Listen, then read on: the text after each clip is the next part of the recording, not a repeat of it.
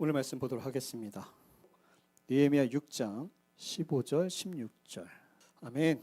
사랑합니다. 인사할까요? 서로? 사랑합니다. 사랑합니다. 네, 여기저기 인사해 주세요. 사랑합니다. 사랑합니다. 오늘 프로 그 사랑합니다 캠페인 팀장님이 바뀌셨습니다. 그랬더니요, 팀장 되시더니 달라지셨어요. 오시자마자 저를 큰 소리로 부르시더니 목사님 사랑합니다 이래서 제가 그랬어요. 오늘은 설교 안 해도 은혜가 되겠구나. 아멘. 교회는 이래야 되죠. 네, 우리 사랑 캠페인이 쭉 이어져서 소망하는 건 이 사랑의 마음이 교회에서 시작되는 이 마음이 여러분들의 가정과 직장 안에 흘러가기를 소망합니다. 아멘. 우리 설교 제목 한번 읽어볼까요? 시작. 꺾이지 않는 마음. 벌써 2년이 지났습니다. 카타르 월드컵. 원래 축구를 안 보셔도 월드컵 때는 좀 보시죠. 벌써 2년이 지났는데 이 월드컵 이러면은 월드컵 때 또 유명한 슬로건 같은 게 있어요. 여러분 기억하실지 모르겠는데 2002년 뭐였죠? 꿈은 이룬. 그래서 몇 강까지 갔어요? 대한민국 뜨거웠죠? 네, 뜨거웠습니다. 2022년도에 뭐였는지 아십니까? 꺾이지 않는 마음. 중요한 건 꺾이지 않는 마음. 이래서 세 글자를 뭐라 그래요? 중꺾마. 중요한 건 뭐라고요?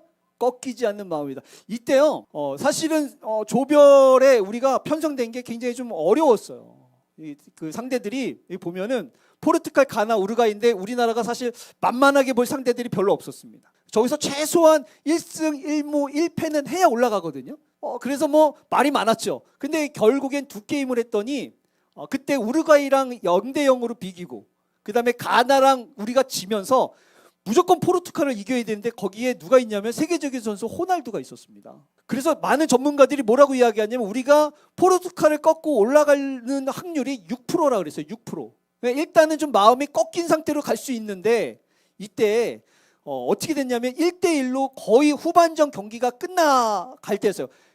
거의 끝났어요. 정규 시간은. 그래서 이제 저도 이제 가족들이랑 보다가 이거 끝났어. 제 마음은 꺾였어요. 끝났어.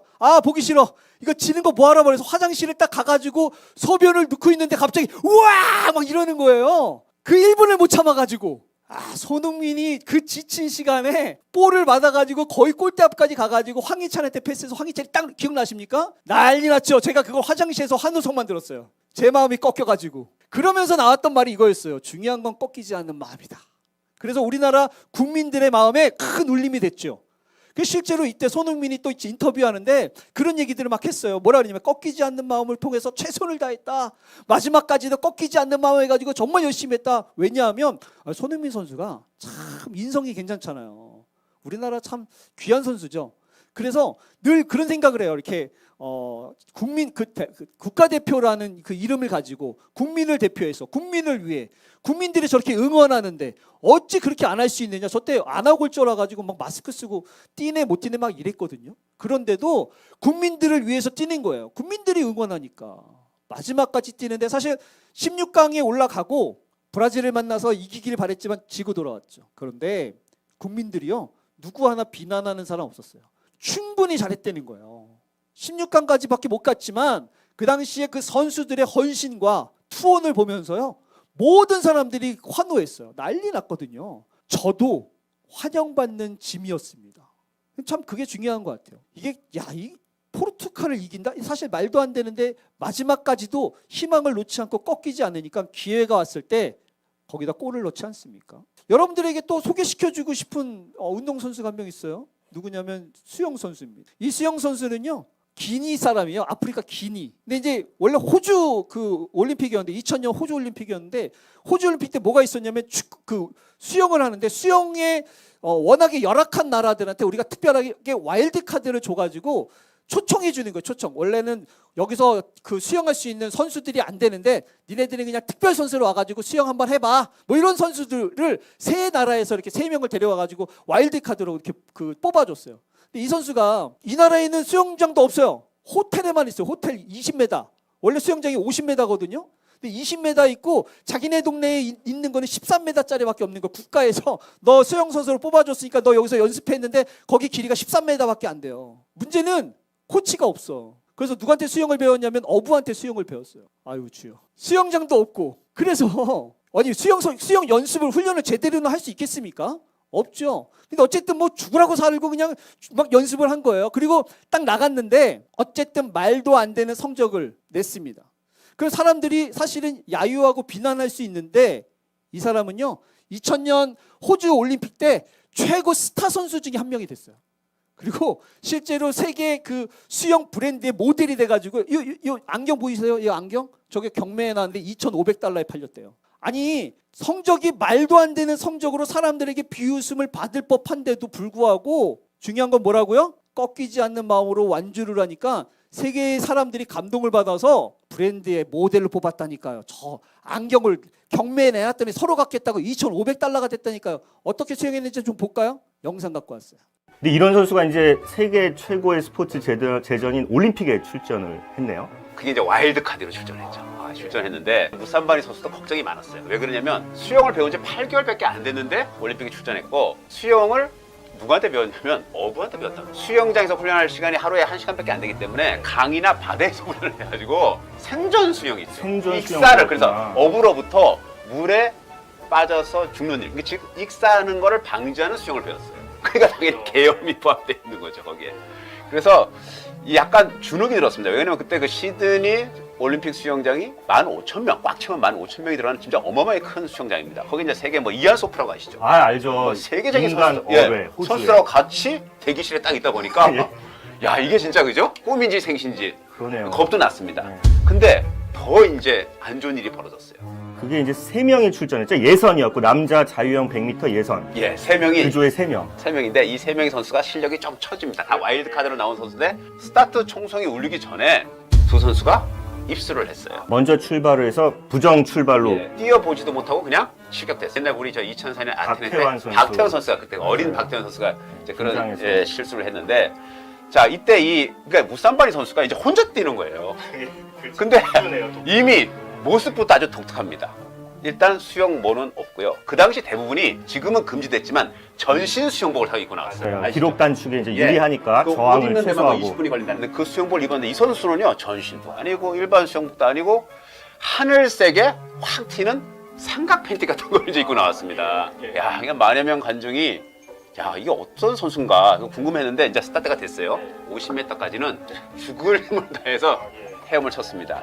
근데 이 무산바니 선수가 제가 보기에는 페이스 조절에 실패한 것 같아요. 초반에는 괜찮았어요. 폼도 괜찮고 뭐 쭉쭉 나갔습니다. 그러니까 사력을 다했는데 50m 반환점 돌대 기록이 40초 97이었는데요. 이 당시 세계 기록이 22초였어요. 22초 83. 그러니까 무려 18초나 느린 거죠. 젖먹는 힘을 다 했는데도 차이가 많이 났어요. 그리고 재밌는 거는 자 50m 할 때 플리톤을 했습니다. 그렇죠. 플립턴 우리 예전에 했던 그 예. 발상의 전환. 조금 어색했지만 플리톤을 했어요. 했는데 자 문제는 그 다음 50m였습니다. 나머지 50m. 예, 특히 마지막 한 20m를 남겨놓고는 완전히 이제 체력이 바닥이 났어요. 20m가 전진이 안 됩니다. 특히 10m를 남겨놓고는 야 저러다 혹시 큰일 나는 거 아니냐, 구조대가 들어가야 되는 거 아니냐 할 정도로 아무리 헤엄을 쳐도 이미 폼이 다 무너졌어요.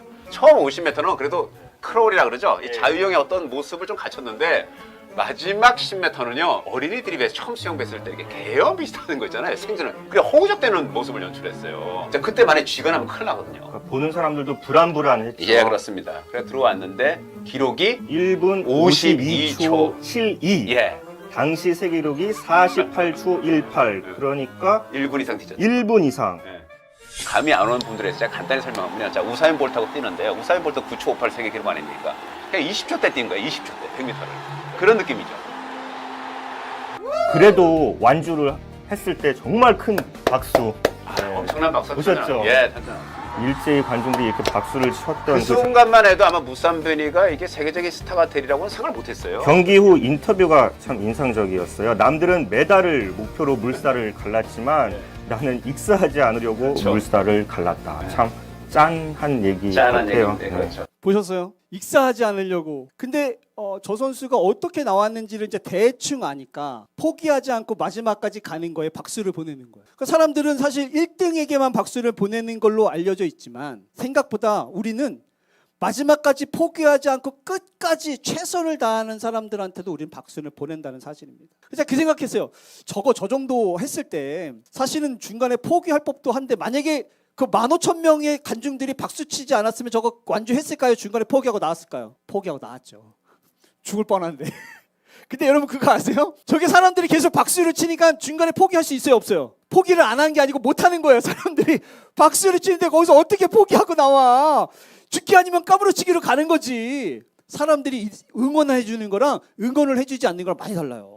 사람들이 지켜보고 있는 거랑 지켜보고 있지 않는 거랑 많이 다르다고. 사람들이 응원하고 사람들이 지켜보는 걸 아니까 저기서 꼬르륵 해서 죽으면 죽었지 어쨌든 갈 때까지 가보는 거예요. 그래서 최선을 다하다 보니 많은 사람들한테 감동을 주고 세계적인 스타가 되어서 모델까지도 활동하게 되지 않습니까? 참 이런 마음이 되게 중요한 것 같아요. 이럴 때 감동을 주는 것 같아요. 성경에도 이런 인물 있죠. 욥입니다. 우리가 알고 있는 것처럼 욥은요, 참 원래 정말 잘 사는 사람이었어요. 그런데 여러 가지 어려움을 동시에 막 경험하게 되죠. 가축들을 빼앗기고 종들이 죽고 뭐 자녀들이 죽고 악성 종기가 나가지고 이제는 정말 말도 안 되는 사람 듣지 못한 삶을 살게 됩니다. 그런데도 욥은요, 거기서 사람들이 아내가 그러죠. 차라리 욕하고 죽어라. 그냥 욕하고 죽어. 왜 이렇게 사냐? 라고 하는데 뭐라 그러면 이렇게 얘기합니다. 복을 받았은즉 화도 내가 하나님 앞에 받지 않겠느냐. 내가 복도 받는데 화도 받지 않겠니. 그러니까 이 모든 일에 욥이 입술로 범죄하지 않았다고 했어요. 이렇게 되는데도 마음이 꺾이지 않는 거예요. 하나님을 향한 마음. 그래서 우리가 욥에게 감동을 받는 거 아닙니까? 오늘의 주인공도 그런 사람이었습니다. 느헤미야죠. 느헤미야가 사실은 어려운 일을 겪었음에도 불구하고 하나님께서 놀랍게 일으키는 기적을 경험하게 됩니다. 예루살렘 성을 만들게 되는 거죠. 오늘 본문을 보면서 이 사람들 참 어떻게 보면 충분히 꺾이고도 남을 법한 그 상황에서도 어떻게 마음이 꺾이지 않았을까? 어떻게? 오늘 두 가지 이야기 해보려고 합니다. 느헤미야는 어떤 고난을 받았고 어떻게 꺾이지 않았는지. 그리고 우리가 이제 벚꽃이 만개하지 않았습니까? 너무 예쁘죠? 우리 이제 2024년도 하나님 앞에 열심히 또 기도하면서 하나님의 사명을 감당하기 위해 애쓸 텐데 우리의 마음이 어떠한 상황에서도 어떠한 환경에서도 쉽게 꺾이지 않는 우리 선정교회 되기를 소망합니다. 느헤미야 때를 이야기 잠깐 해보면요, 이스라엘 백성들이 당시에 바벨론으로부터 나라가 멸망하게 됩니다. 그리고 사람들이 포로로 끌려가게 되죠. 페르시아에서 살아가고 있는 중에 고향에서 친구들이 왔어요. 하나니가 와가지고 예루살렘에 대한 이야기를 합니다. 얼마나 거기가 무너져 있었는지, 사람들이 얼마나 수치를 당하면서 살아가고 있는지, 얼마나 사람들의 그 삶이 어려운지를 얘기해 주니까 느헤미야가 어느 날, 야, 나는 여기서 편하게 살지만 내 민족들은 저기서 어려움을 겪고 있는데 내가 이거 어떻게 해? 가만히 있으랴. 하나님 앞에 기도해요. 하나님, 저들을 도와줄 수 있도록 좀 저에게 허락하여 주시옵소서. 그래서 어느 날 갑자기 왕이, 야, 너 얼굴이 왜 이렇게 죽상이야? 너 무슨 일 있어? 라고 했더니, 왕이시여, 내 민족은 지금 고향에서 저 어려움을 살고 어렵게 살아가고 있는데 제가 어떻게 얼굴이 편할 수가 있겠습니까? 그래? 야, 그럼 너 네 고향 가가지고 거기 그 문제 있는 것들 해결하고 와. 그랬더니 갑자기 이 느헤미야가, 그러면 저는요 거기 가려면 이것도 필요하고 저것도 필요하고 그것도 필요해요. 그래? 필요한 거 내가 다 지원해 줄 테니까 가가지고 마음껏 하고 와. 이거 누가 일하신 거예요? 하나님이 다. 기도했더니 페르시아의 왕이 마음이 막 올라와가지고 느헤미야를 막 다 도와주면서 보냅니다. 그러면 가가지고 형통해야 돼요? 어려워야 돼요? 하나님이 기도하는데 응답하셨어요. 페르시아의 왕의 마음을 감동을 줘가지고, 그래? 너 거기 가. 내가 필요한 거 다 지원해 줄 테니까 마음껏 일하고 와. 라고 하면 가가지고 형통해야 돼요? 어려워야 돼요? 자, 하나님께서 보내셨어요. 기도했는데 응답이 와가지고 하나님께서 일하게 하셨어요. 형통해야 돼요? 어려워야 돼요? 우리가 생각할 때는 기도해가지고 하나님께서 딱 이루셨으니까 거기에는 형통한 길이 쫙 열려가지고 룰루랄라, 야, 하나님이 하시니까 역시 좋구나, 이래야 될 것 같은데 현실은, 그죠? 그러니까 우리 뭐라 그래? 분명히 기도하고 갔는데 어려울 때마다, 내가 그때 응답을 잘못 받았나? 내가 잘 가고 있는데 갑자기 문제가 생기고 사람들한테 상처받으면, 내가 그때 내가 하나님 앞에 내가 지금 잘못 가고 있는 거 아닌가? 그런 생각 들어요, 안 들어요? 들죠. 느헤미야가요, 하나님 앞에 열심히 기도했어요. 금식하면서 기도했어요. 그랬더니 갑자기 페르시아 왕이, 야, 너 얼굴 왜 그래? 그래? 야, 너 그럼 내가 보내줄 테니까 필요한 거 다 갖고 가. 이래가지고 기쁜 마음으로, 감사한 마음으로, 설레는 마음으로 갔을 거 아니에요. 갔더니 문제들이 생기는데 어떤 문제들이 생기느냐? 첫 번째, 갑자기 이방인들이 와가지고 조롱하는 거예요. 뭐라 그러냐면 야, 이 미약한 유다 사람들이 도대체 뭘 하려고 하느냐, 니네들이 그거 해봤자 소용이 있겠느냐, 이래대 건축한 성, 그 돌성들은 여우가 올라가도 무너질 거니까 할 필요가 있대요, 없대요? 없대는 거예요. 여러분 열심히 일하고 있는데 그거 누가 조롱하면 할만 나야 안 나요? 지금 느헤미야가 사람들이랑 착 해가지고 지금 예루살렘 성을 막 재건하려고 지금 막 준비하고 있는데 여러 사람들이 그 소문 듣고 와가 아이고 야야야 니네 그거 해서 뭐해? 그거 해봤자 소용없어. 야 그거 해봤자 여우가 올라가도 무너질 텐데 뭘 그거 하려고 그렇게 애쓰냐? 이러면 조롱하니 느헤미야 마음이 어떻겠습니까? 실제로 욥도 친구들한테 그런 마음들 들었어요. 사실 욥이 어떤 사람이었냐면 하나님 앞에 정말 정직했던 사람입니다. 정말 하나님 앞에 열심히 살았던 사람이에요. 그런데 아까도 제가 말씀드렸지만 재산 다 잃어버리죠. 종들 다 잃어버리죠. 또 자녀들 다 죽죠. 아내는 욕하고 떠났죠. 자기 몸에는 지금 종기가 나가지고 이렇게 만신창이가 됐죠. 그러니까 친구들이 와가지고 야, 너 한때는 하나님 믿는다고 그래서 잘 나간다고 그렇게 의시되더니 이게 뭐냐? 너 지금 죄 지은 거 아니야? 잘 생각해봐. 너 회개해야 될 것 같아. 라고 하면서 조롱하는 거야. 그러니까 욥이 뭐라 그러냐면 나의 친구는 나를 조롱하고 그래서 내가 수년이 지나면 내가 돌아오지 못할 길로 갈 것이 어떻게 될 것 같다는 거예요? 죽겠다는 거예요. 친구가 조롱하니까.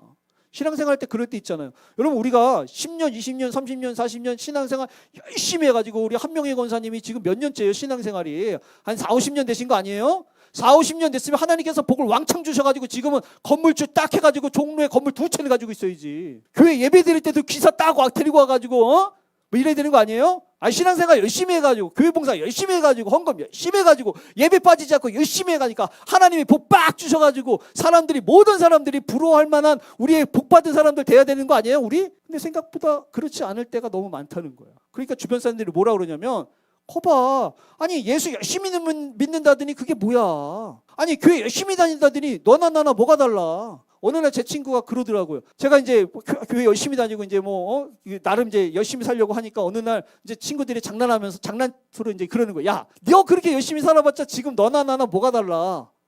생각해보니까 걔네 집도 더 크고 걔네가 돈 더 잘 벌고 걔네들이 더 나은 거예요. 그러니 하나님 앞에 열심히 할 만 나야 안 나요? 어쩔 때는 내 마음속에도 그런 마음들이 들어요. 내 스스로도 나를 조롱하는 마음이 드는 거야. 그러니까 열심히 하려고 하는 마음들이 자꾸 사라질 때가 왕왕 있어요.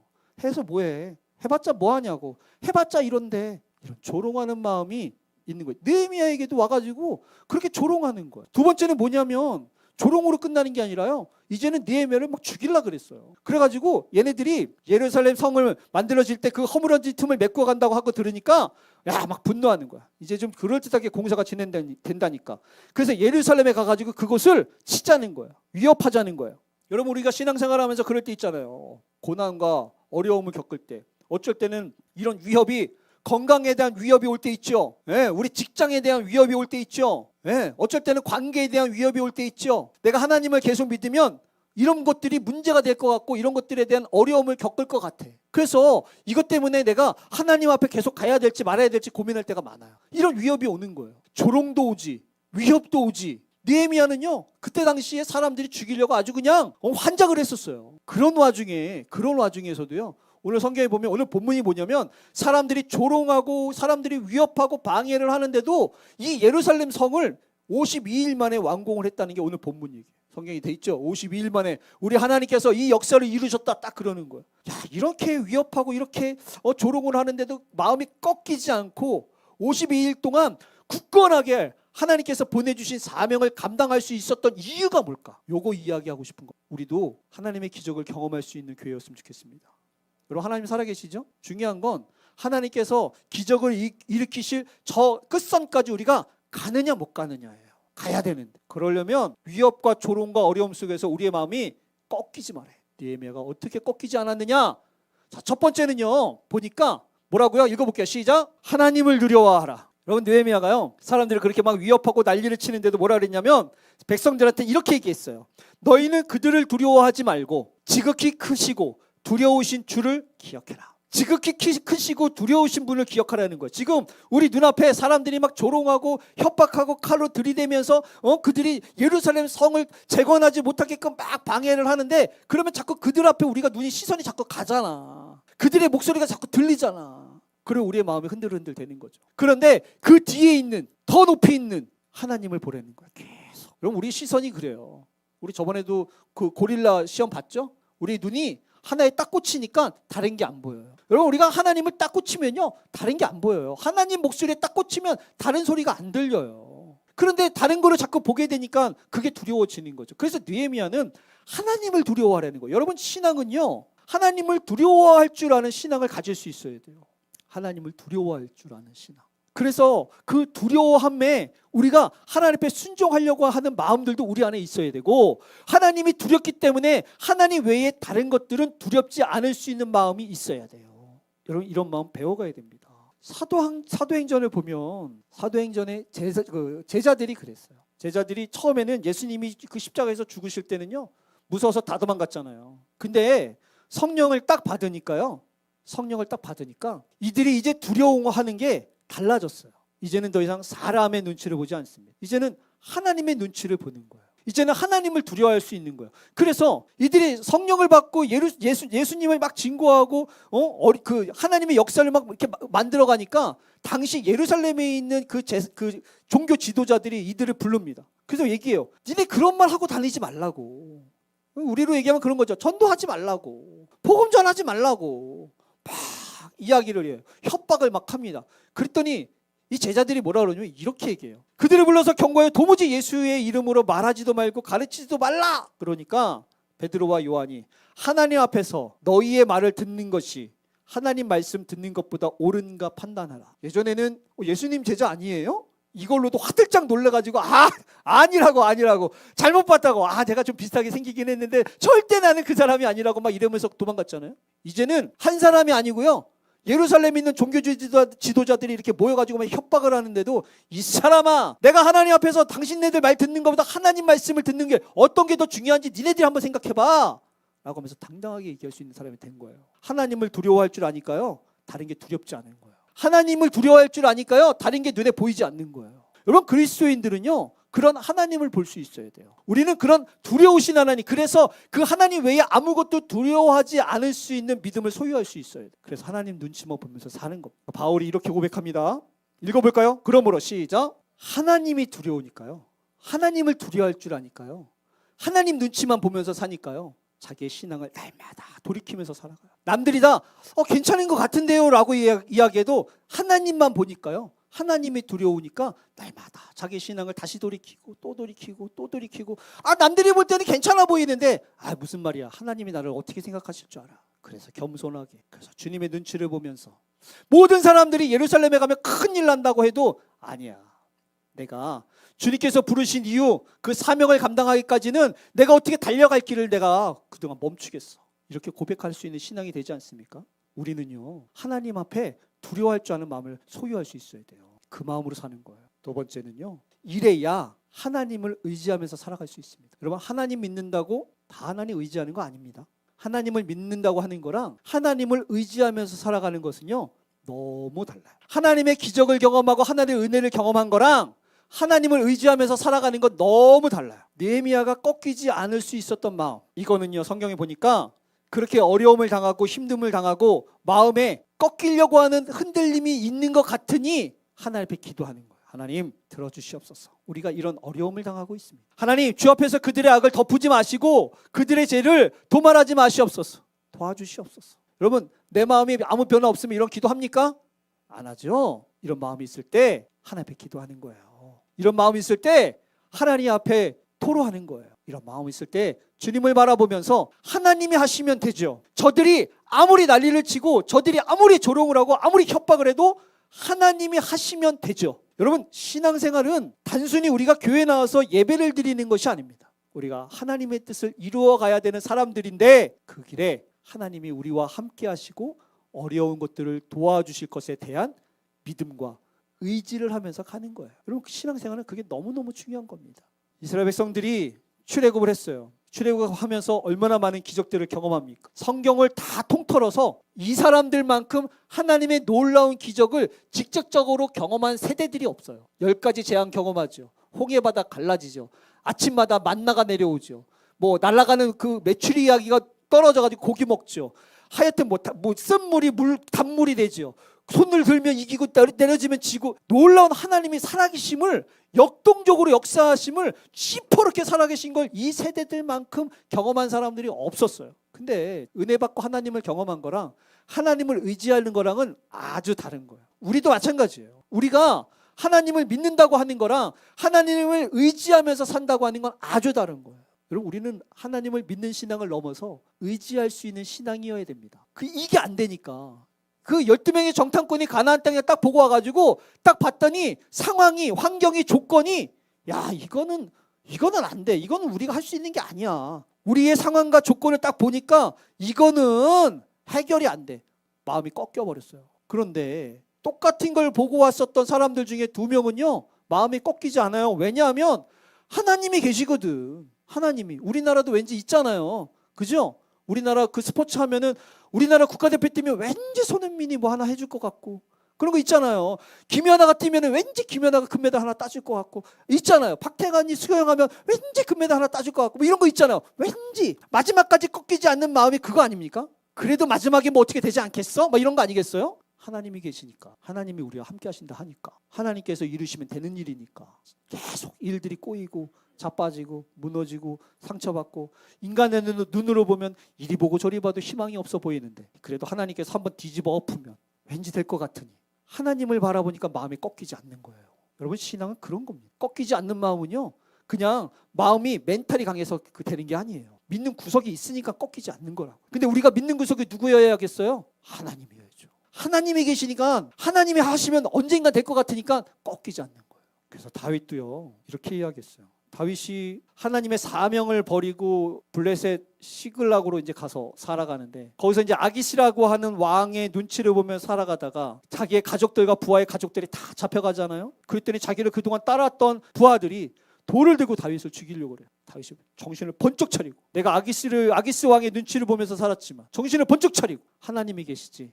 지금 가족들도 다 잡혀가고 지금 주변에 있는 모든 사람들 나한테 돌을 던지려고 하는데 나한테 누가 계셔요? 하나님이 계시지. 하나님이 계시지. 하나님 어떻게 할까요? 갑자기 떠오른 거예요. 여기 가면요 이 성경을 보면요 거기 가가지고 블레셋 가가지고 하나님한테 기도하는 장면이 하나도 없어요. 근데 사람들이 돌 던지려고 하니까 죽으려고 그러니까 어려움이 닥쳐오니까 바로 하나님 보는 거예요. 하나님 어떻게 할까요? 하나님 지금 난리가 났는데 이거 어떻게 해야 돼요? 하나님. 그러니까 성경에 보니까 이렇게 됐어요. 다윗이 크게 다급했지만 그의 하나님 여호와를 힘입어 용기를 얻었다. 꺾이는 마음이 막 꺾이려고 그러다 갑자기 용기를 얻으니까 될 것 같은 거예요. 될 것 같은 거예요. 여러분, 우리 이 믿음으로 가야 되는 거예요. 24년도요. 벌써 우리 4월 달이죠. 나머지 우리 한 해를 보내는 동안 얼마나 우리 안에서 조롱하는 마음, 협박받는 마음, 어려운 마음이 얼마나 많이 오겠습니까? 이렇게 계속 해야 돼? 이렇게 계속 열심히 해도 되는 거야? 그러면 뭐가 달라질 수 있는 거야? 흔들릴 때마다. 우리가 꺾이지 않으려면 우리가 의지할 대상이 있어야 되고 결국에는 선한 일을 행하실 그분이 원하시면 언제든지 뒤집어 엎어서 기적을 일으키실 주님을 우리가 의지한다면 꺾이지 않고 24년도 완주할 수 있지 않겠습니까? 마지막 한 명 또 소개하고 마칠게요. 탄자니아 국민영웅입니다. 이 사람은 마라톤 선수예요.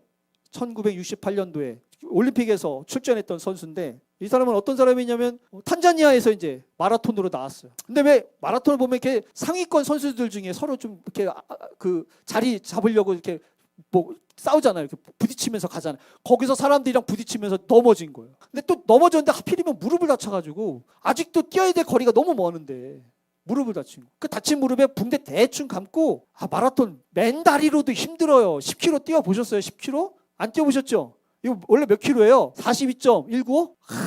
죽습니다. 근데 그 다친 다리로 뛰는데 어느 정도냐면 보통 경기가 다 끝나고 사람들이 다 집에 가고 이제 모든 게 다 끝나서 1시간이 훌쩍 넘었는데도 혼자 뛰는 거예요.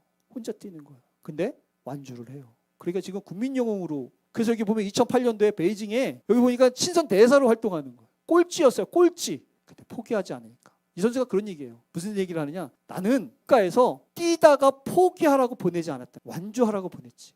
국가가 내 뒤에 있는데 내가 어찌 포기하겠습니까? 아까 우리 기억나십니까? 수영 선수? 사람들이 박수 치니까 포기 못하는 거예요. 국가가 뒤에서 버텨주니까 포기 못하는 거예요. 하나님이 버텨주니까 포기 안 하는 거죠. 이 영상 한번 보고 갈게요.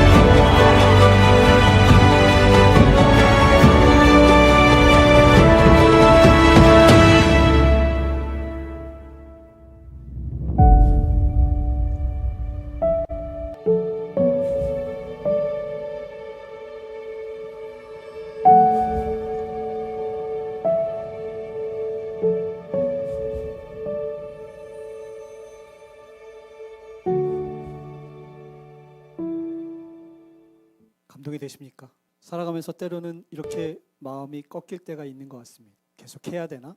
계속 하는 게 의미가 있나? 이쯤에서 포기해도 되지 않을까? 그런데 곁에 누가 있으면 그 꺾이는 마음이 다시 다잡아질 때가 있는 것 같습니다. 국민들의 응원 때문에 꺾이지 않은 마음을 가졌었던 손흥민 선수, 주변에서 박수를 치며 응원했기 때문에 포기하지 않았던 수영 선수, 국가가 있기 때문에 포기할 수 없었던 마라톤 선수. 저희들은 우리 산정교회 믿음의 동역자들이 있기 때문에 포기하지 않았으면 좋겠습니다. 또 우리를 날마다 지켜보시면서 응원하시는 하나님 때문에 포기하지 않았으면 좋겠습니다. 이재순 권사님, 힘드셔도 포기하지 마세요. 재혁 권사님, 힘드셔도 포기하지 마세요. 저희가 응원하고 있습니다. 또 하나님께서 응원하고 있습니다. 우리가 서로 그렇게 응원하며 2024년도를 달려갔으면 좋겠습니다. 우리 교회에 사명이 있지 않습니까? 이 기도의 사명을, 전도의 사명을, 복음의 사명을 서로가 응원하면서 격려하면서 박수 쳐주면서 또 우리와 늘 함께 하시는 하나님이 계시기에 꺾일 때마다 다시 한번 주님 바라보면서 다시 일어나 또 달리는 우리 산정교회 되어지기를 소망합니다.